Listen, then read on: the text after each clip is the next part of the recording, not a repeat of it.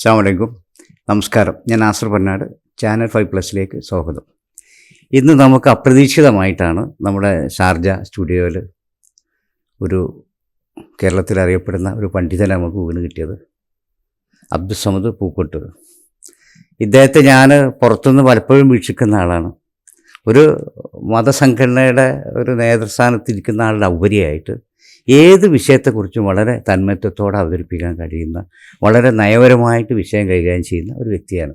എനിക്ക് ഓർമ്മയുള്ളത്, ഞാൻ വീണ്ടും ശ്രദ്ധിച്ച് കേട്ടത് നമ്മുടെ പൗരത്വ ഭേദഗതി ബില്ലിനെക്കുറിച്ച് വളരെ വിശദമായിട്ട്, എനിക്കൊന്ന് രാഷ്ട്രീയ രംഗത്തുള്ള ആളുകൾ പറയുന്നേക്കാളും ഭംഗിയായിട്ട് എന്താണ് പൗരത്വ ഭേദഗതി ബില്ല് എന്നതിനെക്കുറിച്ച് വളരെ വിശദമായിട്ട് പ്രതിപാദിച്ച് ഞാനത് വീണ്ടും റിപ്പീറ്റ് ചെയ്ത് കേൾക്കാറുണ്ടായിരുന്നു ആ സമയത്ത്. അപ്പോൾ ഇന്ന് നമുക്കിവിടെ അദ്ദേഹത്തോട് നമ്മൾ ഇതൊന്നുമല്ല ചർച്ച. ഇന്ന് സമസ്തയിൽ ദൗർഭാഗ്യകരമായ ചില ഭിന്നിപ്പുകൾ എത്രയൊക്കെ തന്നെ ഉണ്ട്, ഇല്ല എന്ന് പറഞ്ഞാൽ അതുണ്ട് എന്ന് തന്നെയാണ് ഒരു സമസ്തയിലൊക്കെ പെട്ട, അതിലൊക്കെ ഒരു വിശ്വാസിയായ എനിക്കൊക്കെ തോന്നുന്നത്. ആരൊക്കെ ബോധ്യപ്പെടുത്താൻ ഞങ്ങൾ തമ്മിൽ ഭിന്നിപ്പില്ല, അതില്ല എന്നൊക്കെ പറഞ്ഞാൽ ഭിന്നിപ്പുണ്ട്. അപ്പോൾ എന്താണ് അതിൻ്റെ അടിസ്ഥാന കാരണം? ഭിന്നിപ്പ് എന്ന് പറഞ്ഞുകൂടാ, മറിച്ച് ഒരു അഭിപ്രായ വ്യത്യാസം.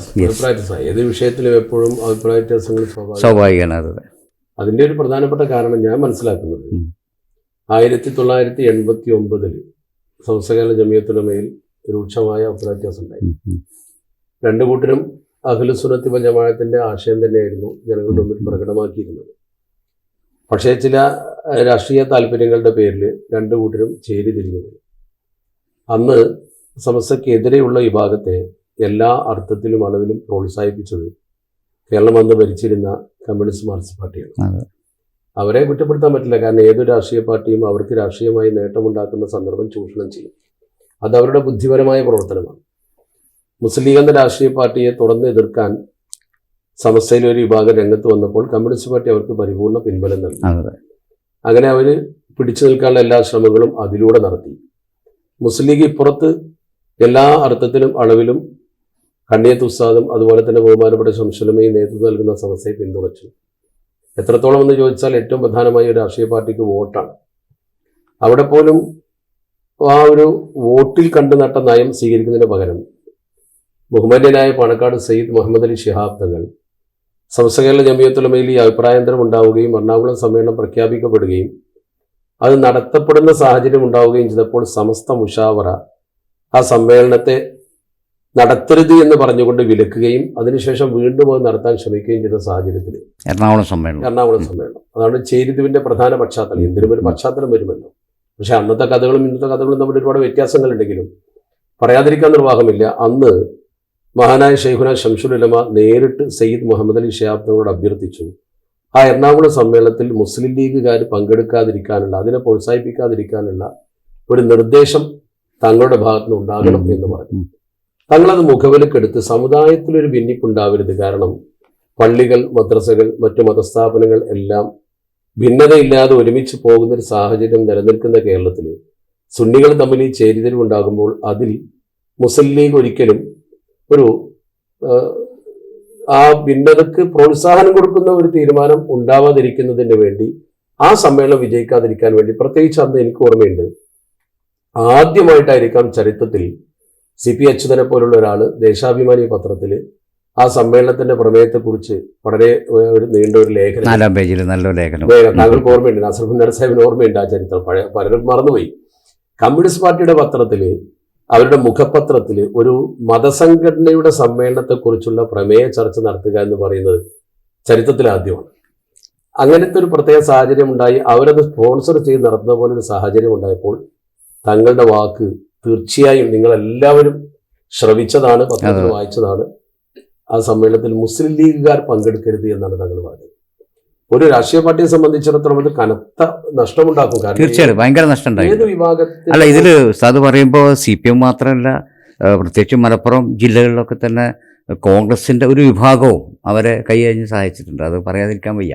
അത് പലപ്പോഴും മലപ്പുറം ജില്ലയിലൊക്കെ ഒരു മുസ്ലിം ലീഗ് വിരുദ്ധ സമീപനം സ്വീകരിച്ചിരുന്ന പല രാഷ്ട്രീയ പാർട്ടിക്കാരും UDF തന്നെയുള്ളവരുണ്ട്. പക്ഷെ പിന്നീടൊക്കെ മാറ്റം വന്നിട്ടുണ്ടെങ്കിലും മുസ്ലിം ലീഗ് എന്ന രാഷ്ട്രീയ പാർട്ടിയെ എതിർക്കുന്ന ഒരു വിഭാഗം പണ്ഡിതന്മാരിലൂടെ രംഗത്ത് വന്നപ്പോൾ അത് ചൂഷണം ചെയ്യാൻ വിവിധ രാഷ്ട്രീയ പാർട്ടികൾ മുന്നോട്ട് വന്നു. കാരണം മുസ്ലിം ലീഗിന്റെ അസ്തിത്വം നശിപ്പിക്കുക എന്നത് പെട്ടെന്ന് സാധ്യമല്ലാത്തത് കൊണ്ട് പണ്ഡിതരിലൂടെ അത് പെട്ടെന്ന് സാധിക്കും എന്നൊരു തോന്നലുണ്ടാവുകയും അത് ശരിക്കും അവർ ഉപയോഗപ്പെടുത്തുകയും ചെയ്ത സാഹചര്യത്തിൽ ബുദ്ധിമാനായ ശംസുലമ പറഞ്ഞു മുസ്ലിം ലീഗ് അതിൽ പങ്കെടുക്കരുത് എന്ന് പറയാൻ ശിഹാബ് തങ്ങളെ പ്രേരിപ്പിച്ചു. ശിഹാബ് തങ്ങൾ അങ്ങനെ പറയുകയും ചെയ്തു. ഞാൻ മനസ്സിലാക്കുന്നത് മുസ്ലിം ലീഗ് പാർട്ടിയിൽപ്പെട്ട ചില ആളുകൾ തന്നെ തങ്ങൾ അങ്ങനെ പറയേണ്ടിയിരുന്നോ എന്നൊരു ചർച്ചയിലേക്ക് പോയിട്ടുണ്ട്. പക്ഷെ തങ്ങളായതുകൊണ്ട് പിന്നെ ആരും ഒരു അക്ഷരം ചോദ്യം ചെയ്യില്ല. പക്ഷെ തങ്ങളാ സ്വീകരിച്ചത് ശരിയായിരുന്നു എന്ന് പിൽക്കാലത്ത് ബോധ്യപ്പെട്ടു. കാരണം ഈ വിഭാഗം ആളുകൾ തന്നെ ഇന്ന് അവരുടെ കമ്മ്യൂണിസ്റ്റ് പാർട്ടിയുള്ള ഒരു സമീപനം നമുക്കറിയാം. അവർക്കറിയാം അവര് മതപരമായി ഒരു പ്രസ്ഥാനത്തെ പ്രോത്സാഹിപ്പിക്കുകയില്ല, അതവരുടെ നയമല്ല. കമ്മ്യൂണിസ്റ്റ് പാർട്ടി എന്ന് പറഞ്ഞാൽ നമുക്കൊക്കെ അറിയാം അത് മതവിരുദ്ധം എന്ന് പറയുന്നതിനേക്കാൾ മതനിഷേധ രാഷ്ട്രീയ പാർട്ടിയാണ്. അത് അവരുടെ പോളിസിയാണ്. അതാണ് അവർ കുറ്റപ്പെടുത്തിയിട്ട് കാര്യമില്ല. ഏതൊരു രാഷ്ട്രീയ പാർട്ടിക്കും അതിൻ്റെതായ പോളിസി ഉണ്ടാവും. അവർ ഒരിക്കലും മതത്തെയോ മതസംഘടനയോ ഒരിക്കലും പ്രോത്സാഹിപ്പിക്കില്ല. മതസംഘടനകൾ ഉയർന്നു വരുമ്പോൾ ആ മതസംഘടനയെ വർഗീയവാദം അല്ലെങ്കിൽ തീവ്രവാദം അല്ലെങ്കിൽ മതരാഷ്ട്രവാദം എന്നൊക്കെ പറഞ്ഞ് അതിനെ പ്രാന്തവൽക്കരിക്കാനാണ് പലപ്പോഴും ശ്രമിക്കുക. ഇപ്പോൾ തന്നെ നിങ്ങൾക്കറിയാം കേരളത്തിൽ ജമാഅത്തെ ഇസ്ലാമിയുമായി അവർ കൂട്ടുകൂടിയിരുന്നു, വേദി പങ്കിട്ടിരുന്നു, വോട്ട് വാങ്ങിയിരുന്നു, ആ രീതിയിൽ അധികാരത്തിൽ വരികയും ചെയ്തിരുന്നു. അതേ ജമാഅത്തെ ഇസ്ലാമി ഇപ്പോൾ ആ രാഷ്ട്രീയ സമീപനത്തിൽ മാറ്റം വരുത്തിയപ്പോൾ ആ ജമാഅത്തെ ഇസ്ലാമിയെ അവർ മതരാഷ്ട്രവാദികൾ എന്ന് വിളിക്കുന്നു, മുസ്ലിം ലീഗ് അതിനെ പ്രോത്സാഹിപ്പിക്കുന്നു എന്ന് പറഞ്ഞ് മുസ്ലിം ലീഗിനെ വർഗീയമാക്കാൻ ശ്രമിക്കുന്നു. ജമാഅത്തെ ഇസ്ലാമിയുടെ ആശയത്തോട് നമുക്ക് യോജിപ്പില്ല. പക്ഷേ ഒരു കാലത്ത് അതിനെ കൂട്ടിപ്പിടിക്കുകയും പിൽക്കാലത്ത് അവർക്ക് വോട്ട് ചെയ്യില്ല എന്ന് പറഞ്ഞപ്പോൾ അതിനെ എതിർക്കുകയും ചെയ്യുന്ന ഈ ഒരു പ്രവർത്തനം, ആ ഒരു സമീപനം അത് ശരിയല്ലല്ലോ. ആ രീതിയാണ് നമ്മൾ വിമർശിക്കുന്നത്. അതുപോലെ തന്നെ 1989 ആ രാഷ്ട്രീയ പാർട്ടി ഈ സംഘടനയെ സഹായിക്കാൻ വേണ്ടി മുന്നോട്ട് വരികയും അത് മുസ്ലിം സമൂഹത്തിലെ ആധികാരികമായ സംഘടനയിൽ ഒരു പിളർപ്പുണ്ടാക്കുമെന്ന് ബോധ്യപ്പെട്ടുകൊണ്ട് തന്നെ അവർ വോട്ട് കിട്ടുമെന്ന ലക്ഷ്യത്തിൽ നിന്ന് ഉപയോഗപ്പെടുത്തുകയും ചെയ്തു. ആ സാഹചര്യം ഇന്ന് നമ്മുടെ സമസ്ത കേരള ജംഇയ്യത്തുൽ ഉലമയിൽ അടിയുറച്ചു നിൽക്കുന്ന ചെറുപ്പക്കാരായ ആളുകൾക്ക് പലർക്കും അറിയില്ല. കാരണം 89 കഴിഞ്ഞ് ഇപ്പോൾ 2020 പുതിയ തലമുറക്ക് അറിയില്ല. അത് പറഞ്ഞാൽ അവര് ഒരു പരിഹാസ രൂപേണ പറയും 40 വയസ്സ് ഇല്ലാതെ സമസ്തയാവില്ല, 40 വയസ്സ് കഴിയാത്തവർക്ക് സമസ്ത കേരള ജംഇയ്യത്തുൽ ഉലമക്ക് അറിയില്ല, ജംഇയ്യത്തുൽ ഉലമയിൽ പ്രവർത്തിക്കാൻ പറ്റില്ല എന്നൊക്കെ പറഞ്ഞു എന്ന് പറഞ്ഞ് ട്വിസ്റ്റ് ചെയ്യും. പറയുന്നതിന്റെ വസ്തുത മനസ്സിലാക്കാതെ ചില ആളുകൾ കാര്യങ്ങൾ ട്വിസ്റ്റ് ചെയ്യുക. മാത്രമല്ല അടുത്ത കാലത്ത് ചില യൂട്യൂബ് ഓപ്പറേറ്റർമാർ വന്നിട്ടുണ്ട്. എന്ന് പറഞ്ഞാൽ അവരിങ്ങനെ അവരുടെ ചാനലിന് റേറ്റ് കൂട്ടുക. അപ്പൊ താങ്കൾ വളരെ നല്ല രീതിയിൽ സമൂഹത്തിന് നല്ല സന്ദേശം കൊടുക്കുന്നതിന് വേണ്ടി ഒരു സ്ഥാപനം എന്ന രീതിയിലാണ് നടത്തിക്കൊണ്ടിരിക്കുന്നത്. ഇവരങ്ങനെയല്ലേ, ഇവർ പ്രൈവറ്റായി യൂട്യൂബിലൊരു അക്കൗണ്ട് തുടങ്ങിയിട്ട് അതിന് റേറ്റ് ഉണ്ടാക്കാൻ വേണ്ടി വിവാദങ്ങളിലേക്ക് ചാടി വീഴുക. അവരെ സംബന്ധിച്ചിടത്തോളം നമ്മളൊക്കെ ഈ സംഘടനയ്ക്ക് വേണ്ടി ചെയ്ത സേവനത്തിന്റെ ഒരു 4% പോലും അവർക്ക് ചെയ്യാൻ കഴിഞ്ഞിട്ടില്ല.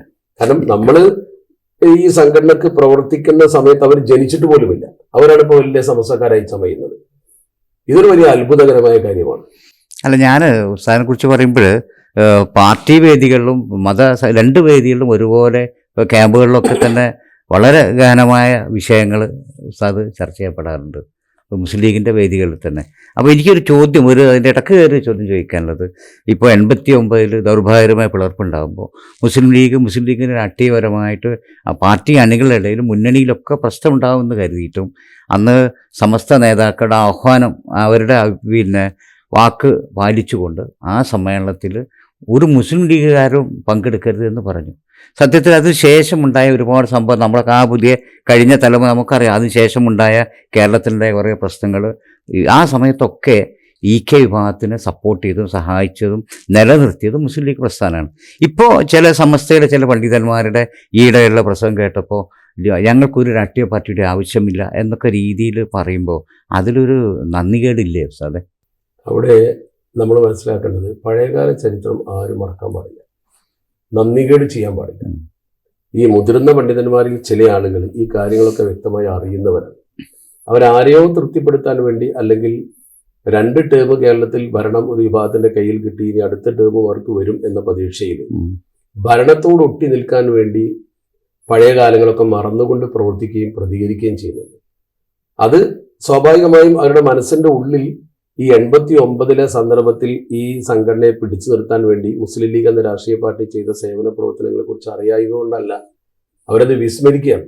ഇപ്പൊ എനിക്കൊക്കെ തന്നെ അറിയാം, സമസ്ത കേരള സുന്നി വിദ്യാർത്ഥി ഫെഡറേഷൻ രൂപീകരിക്കുന്ന സമയത്ത് ആദ്യത്തെ 2 വർഷം ജനങ്ങൾക്കിടയിൽ സ്വീകാര്യത വളരെ കുറവായിരുന്നു.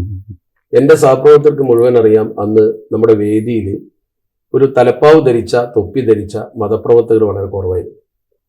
ആ സന്ദർഭത്തിൽ പരിപൂർണമായ സഹായം നൽകാൻ മുന്നോട്ട് വന്നത് മുസ്ലിം ലീഗ് പാർട്ടിയുടെ പ്രവർത്തകരും അതിൻ്റെ നേതാക്കളുമാണ്. അവരിൽ ബഹുഭൂരിപക്ഷം സുന്നികളാണ്. മുസ്ലിം ലീഗ് പ്രസ്ഥാനത്തെ ഇപ്പോഴും പരിശോധിച്ചാൽ അറിയാം, ഒരു രാഷ്ട്രീയ പാർട്ടിയാണെങ്കിലും അഹ്ലു സുന്നത്തി വൽ ജമാഅത്തിൽ വിശ്വസിക്കുന്ന ഒരുപാട് ആളുകൾ അതിനകത്തുണ്ട്. എന്നാൽ അഹ്ലു സുന്നത്തി വൽ ജമാഅത്തിൽ വിശ്വസിക്കാത്ത മറ്റു മത ചിന്താഗതി വെച്ച് പുലർത്തുന്ന ആളുകളും മുസ്ലിം ലീഗിലുണ്ട്. മുസ്ലിം ലീഗ് അങ്ങനെയാണല്ലോ. ഇന്നതുപോലെ സമസ്തയിലും അന്നും ഇന്നും വ്യത്യസ്ത രാഷ്ട്രീയ പാർട്ടിക്കാരുണ്ട്. ആ ചേരിതിരിവുണ്ടായ സമയത്തും അപൂർവം ചില ആളുകൾ മുസ്ലിം ലീഗിനോട് താല്പര്യമില്ലാത്തവരും മുസ്ലിം ലീഗിന്റെ കൂടെ സമസ്ത കേരള ജമിയത്തുൽ ഉലമ എന്ന ഈ ആദർശം വെച്ചുകൊണ്ട് മുസ്ലിം ലീഗ് ചെയ്യുന്ന ഈ സഹായത്തിനൊപ്പം നിന്നുകൊണ്ട് സമസ്ത കേരള ജമിയത്തുൽ ഉലമയുടെ വക്താക്കളായി പ്രവർത്തിച്ചു. തീർച്ചയായിട്ടും. പിന്നീട് ഇങ്ങനെ കാലങ്ങളുടെ മാറ്റം വരുമ്പോൾ വ്യത്യസ്ത രാഷ്ട്രീയ പാർട്ടിക്കാർ സമസ്തയുടെ ക്രെഡിബിലിറ്റി മനസ്സിലാക്കിയിട്ട്, സമസ്ത എന്നൊരു ആദർശമാണ്, ആ ആദർശത്തെ മനസ്സിലാക്കി പല രാഷ്ട്രീയ പാർട്ടിക്കാരും സമസ്ത കേരള ജമിയത്തുൽ ഉലമയിൽ പ്രവർത്തിക്കുന്നുണ്ട്, ഇന്നും പ്രവർത്തിക്കുന്നുണ്ട്. മുസ്ലിം ലീഗുകാർ മാത്രമല്ല, പക്ഷേ ബഹുഭൂരിപക്ഷം മുസ്ലിം ലീഗുകാരാണ്. ഇവിടെ ബഹുമാന്യരായ സമസ്ത കേരള ജമിയത്തുൽ ഉലമയുടെ പഴയകാല നേതാക്കളുടെ ചരിത്രം നമ്മൾ പരിശോധിക്കണം. ആ ചരിത്രം വെച്ച് നോക്കിയാൽ ഉദാഹരണത്തിന് ചാപ്പനങ്ങാടി വാപ്പോസിയാർ ഒരു വലിയ ആത്മീയ നായകനായിരുന്നു. അദ്ദേഹം കോഴിക്കോട്ട് മുസ്ലിം ലീഗിന്റെ മഹാസമ്മേളനത്തിൽ മുസ്ലിം ലീഗിന്റെ നിലനിൽപ്പിന് വേണ്ടി പ്രാർത്ഥിക്കാൻ പോയ ആളാണ്. പിൽക്കാലത്ത് സമസ്ത കേരള ജമിയത്തുൽ ഉലമയുടെ പ്രസിഡന്റായി വന്ന ബഹുമാനപ്പെട്ട കോയക്കുട്ടി മുസ്ലിയാർ എന്തിനാണ് അങ്ങനെ ഒരു രാഷ്ട്രീയ പാർട്ടിയുടെ യോഗത്തിൽ അങ്ങ് പ്രാർത്ഥിക്കാൻ പോയത് എന്ന ചോദ്യവുമായി അദ്ദേഹത്തിന്റെ അടുത്ത് ചെന്നപ്പോൾ അദ്ദേഹം പറഞ്ഞൊരു മറുപടിയുണ്ട്. മുസ്ലിം ലീഗ് മുസ്ലിം സമൂഹത്തിന്റെ ഒരു സുരക്ഷാ കവചമാണ്. ഇന്ത്യ പോലുള്ള ജനാധിപത്യ രാജ്യത്ത് അങ്ങനെ ഒരു പ്രസ്ഥാനം ആവശ്യമാണ് നമുക്ക്. അതുകൊണ്ടാണ് ഞാനതിന് പ്രോത്സാഹനം നൽകിയത് എന്ന് ചാപ്പനങ്ങാടി വാപ്പുസ്ലിയാർ പറഞ്ഞിട്ടുണ്ടെങ്കിൽ അത് വല്ലാത്തൊരു വാക്കാണ്.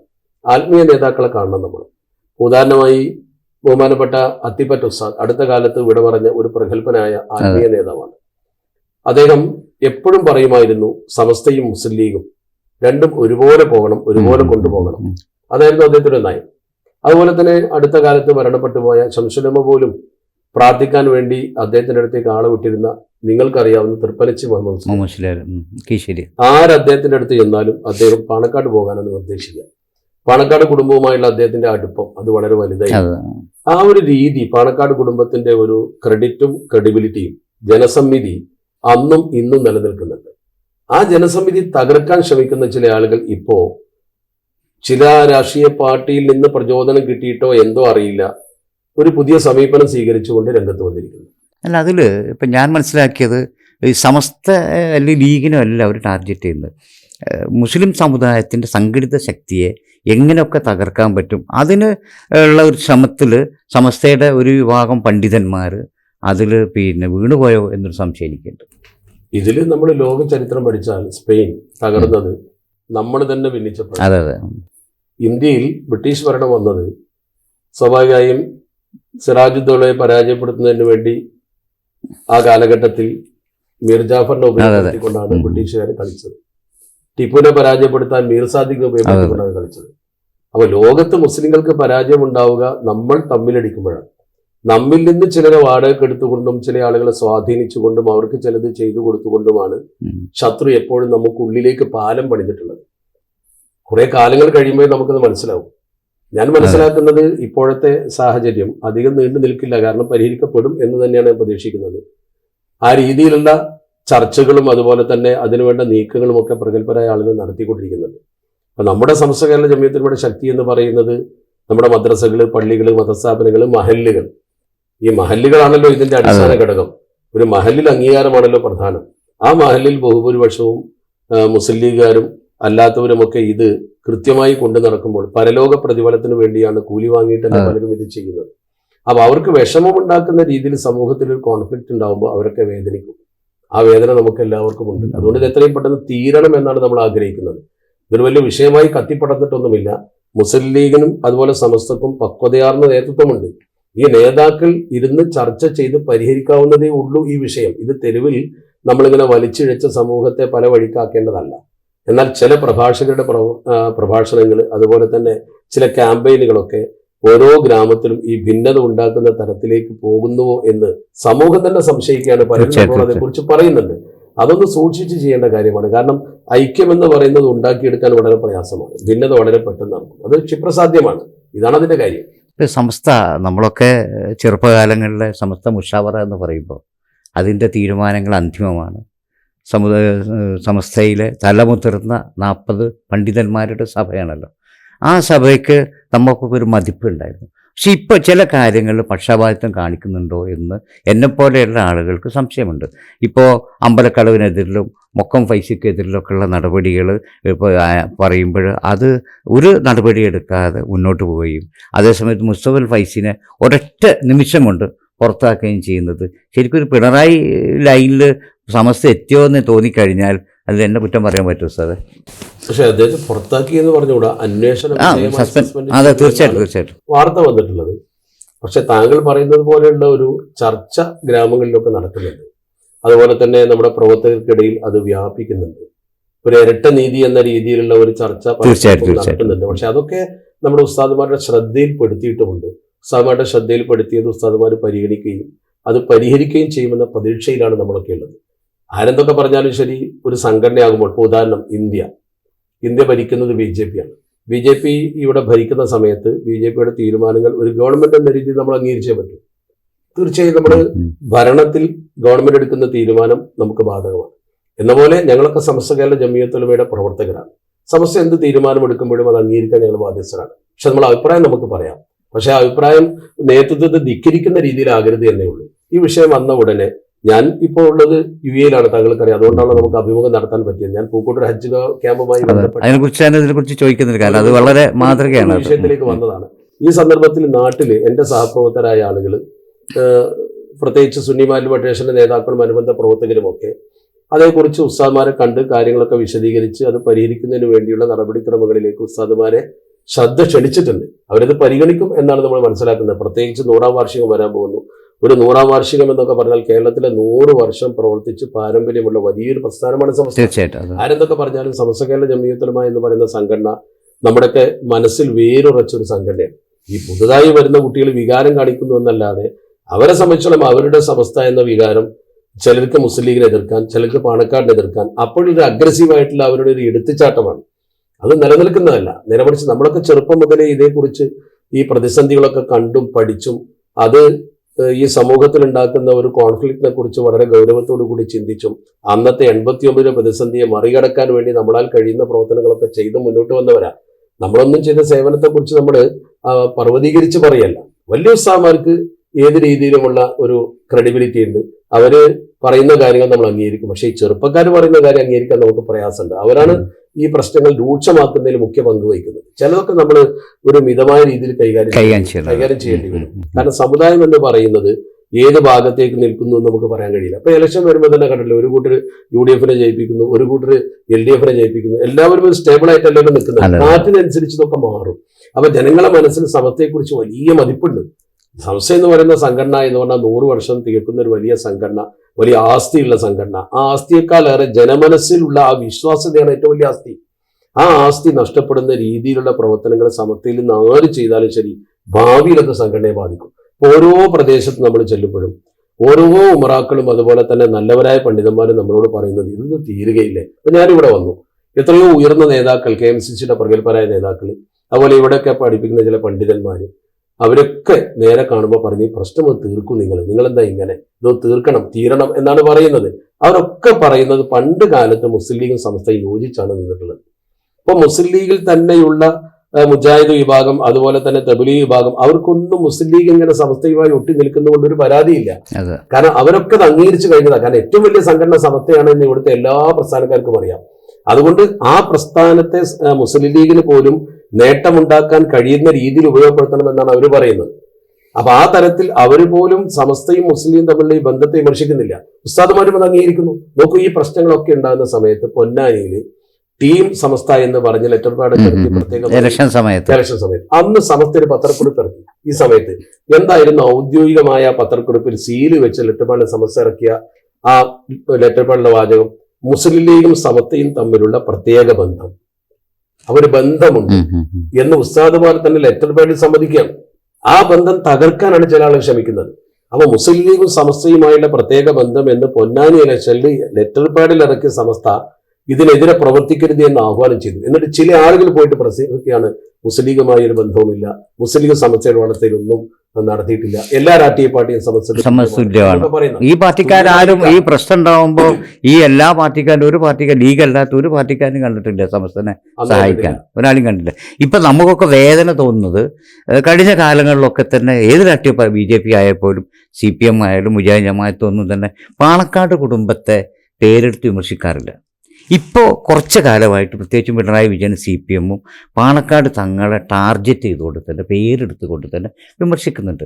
അതേ പാത പിൻപറ്റിക്കൊണ്ട് സമസ്തയുടെ ചില വേദികളിൽ നിന്ന്, ചില പണ്ഡിതന്മാർ നടത്തുന്ന യോഗങ്ങളിൽ നിന്ന് അതേ രീതി കേൾക്കുമ്പോൾ, അതായത് പൂക്കോയ തങ്ങൾ നന്നായിരുന്നു, ശിഹാബ് തങ്ങൾ ഉഷാറായിരുന്നു, ഹൈദരലി തങ്ങൾ ഉഷാറായിരുന്നു, അവിടെ അങ്ങോട്ടുള്ളവർ മോശക്കാരാണ് എന്നൊരു ധ്വനി ഉണ്ടാകുന്ന രീതി പറയാം. പിന്നെ അവസാനം പറയാം ഞങ്ങൾക്ക് ദീല് പറയാതിരിക്കാൻ പറ്റും. ദീല് ഇതിൻ്റെ മുമ്പില്ലായിരുന്നു.